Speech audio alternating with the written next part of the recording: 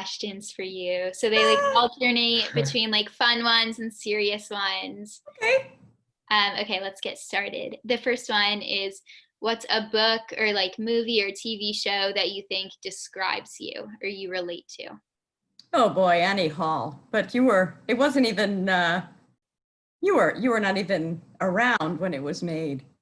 Uh, Annie Hall is somebody who's so naturally herself and makes no apologies for it. And she's really pretty cool. She's really pretty cool. I read a lot of books, so, but mostly not anything about myself or like myself, which is why I enjoy reading and learning. That's really interesting. Annie Hall, it's my favorite movie. I have a DVD of it, but no DVD player anymore. Yeah, we don't either. Awesome. Well, we'll have to check it out. So Oh yeah, it's Woody Allen.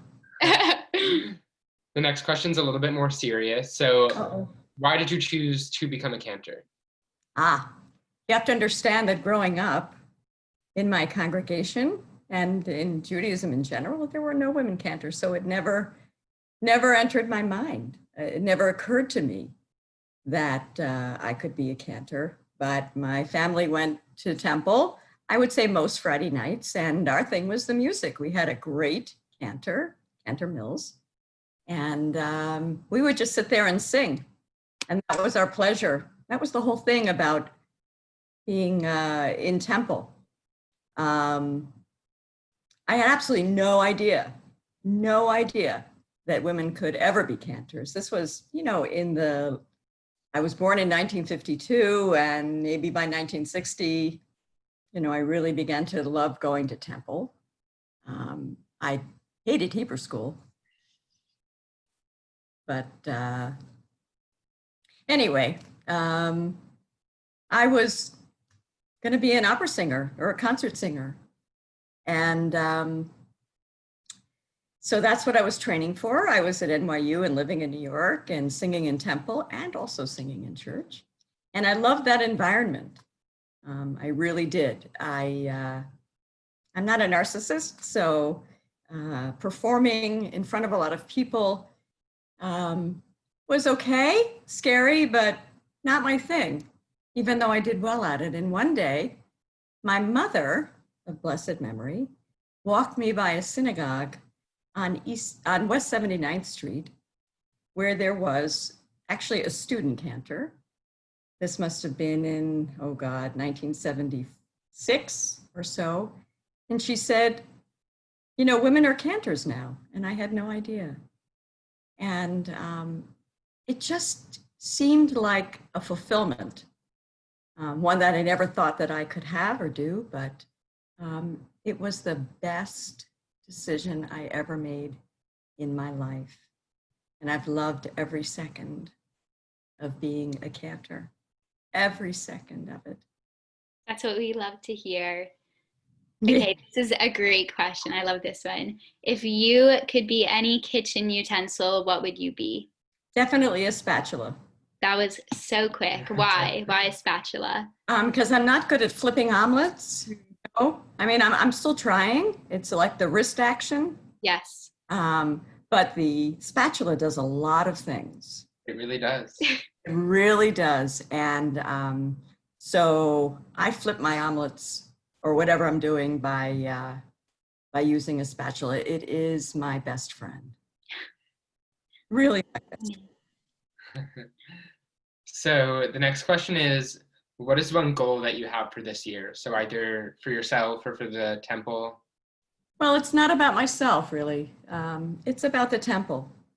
We're all kind of faceless right now when we're outside of our houses, and that's really, really hard. Really, really hard. I walk by people I know, and I don't even know that they are who they are. But we've been really successful gathering people virtually, and we get to see their faces.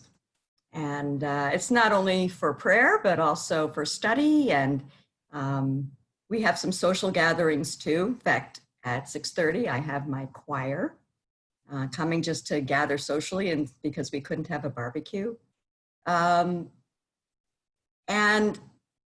I can't wait for us all to be together, but I really hope that people understand that we are doing our best virtually to try to bring and keep the congregation together. But I tell you, when we're all vaccinated and all together, I will bless the day because I miss everybody and we all miss each other. And I just pray for the day when we can all be together this year. I think that'll be so wonderful, so really beautiful. Hopefully soon. Hope not too soon, Yeah. but yeah, maybe in 6 months from now, who knows? Who knows? Okay. But Well, something less heavy. If you could have any superpower, what would it be? to make everyone believe that they could sing. Aw. People have been told by other people that they can't sing, and so they feel that they can't sing. And singing is so important for the soul. It's just so important. And if people believed that they could really sing and have not even a beautiful voice, but a voice, I think that would really help their souls and their hearts. Yeah, so if I could wave a wand, that's probably what it would be. That's actually, I would want people to be happy. That's really what I would want people to do. Be happy and healthy if I could wave a magic wand. That's really the answer. That is so nice. Yeah, usually it's like flying or being invisible, but I really appreciate that answer. I love you guys. So the next question is a little bit more broad. What is it that excites you about Temple Emanu-El? Oh, so much. So much. Mostly the people. Actually, mostly the kids. That's really true. That's my connection to Temple Emanu-El, is the kids. I love the kids. But it's a temple with great integrity, a great sense of integrity. You know, our history, long before you were born, we had great leadership in social justice. There was a man named Harris Gilbert, who was actually head of the Social Action Committee for the Union for Reform Judaism. And he led our congregation to great heights in terms of performing acts of social justice. And that's continued. That's continued and broadened to our teenagers and members of our congregation. Rabbi Prosnit has done an amazing job of making people aware that that's really, you know, so important to who we are. And I love that part. I wish I could do more. If I had time, I would, but I do my part in my own way. But it's just such a great place for so many reasons.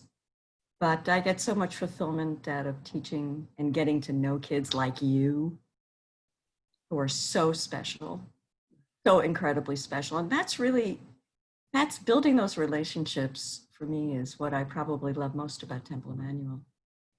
I think it's the same for us because now, like as Madrachim, we create all the bonds with the kids, and we get like a little slice of what it's like for you guys. See? Yeah, and that's definitely the best part. I agree with you. It is.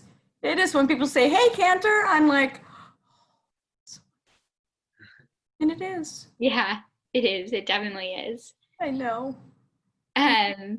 Okay, if you were stranded on a desert island, what 2 items would you bring with you? A piano. Okay. For sure. I couldn't be without a piano. Oh, God. That's the other one. I'm not quite sure. I guess a Bible. I think I would lose touch with myself if I didn't have a Bible to read, mostly the Torah. But that sort of sums up who I am anyway. I was going to say the same thing. It's very telling about your character. Yeah, it's there are so many great lessons to be learned from the Torah and parts of the Bible. It's a study in human nature in many ways, and there's so much to be learned. And then I get to express it on the piano. So what else would I need? except a banana here and there. Of course. Which I'm sure on a tropical island I could. Yeah. So on that note, what is one thing that you want everybody to know about you? Okay. One thing. Could it be two? Sure. Which Well, is all connected. It's all about the theme of love. I was really blessed to grow up with amazing grandparents, incredible parents, the most loving and wonderful sister, my two great children, and now my grandchildren. And it's all been about love and learning lessons through them that have enhanced my life. That's one family. My other family is Temple Emanu-El. Truly, it's been 34 and I'm starting my 35th year. OMG. OMG is right. It's unbelievable. But every year has been so special. And that's my other family. And that's my life. So if you want to know anything about me, I have two great loves in my life. And I feel so blessed, so incredibly blessed. I really mean that, to live a life that I'm living.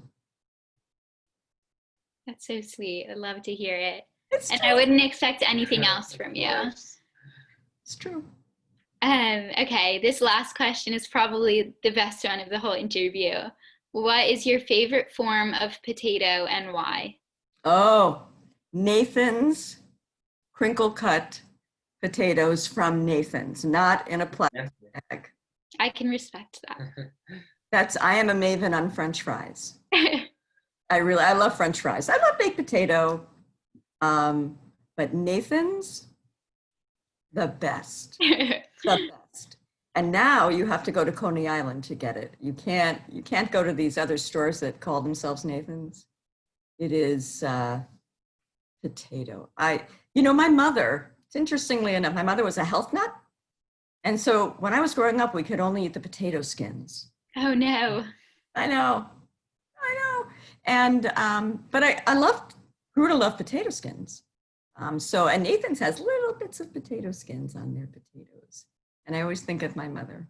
She was a health nut, but I love potatoes. You know what the Yiddish word for potato is? Bulbous. Oh. Really? In fact, there are songs in Yiddish about bulbous. Bulbous here, bulbous there, Monday, bulbous Tuesday. Bulbous. So it's certainly a part of Jewish heritage. I agree. Yes. The potato is very important. Sometimes that's all they had to eat. Yeah. And sustain them. I love you guys. Well, thank you for sharing some time with us, sharing some cool answers with us. We appreciate it. My pleasure. We hope to see you in person very soon. For sure. I know. Oh, God willing. Yes. Thank you. Oh, I love you both. Bye-bye. Yeah. Bye.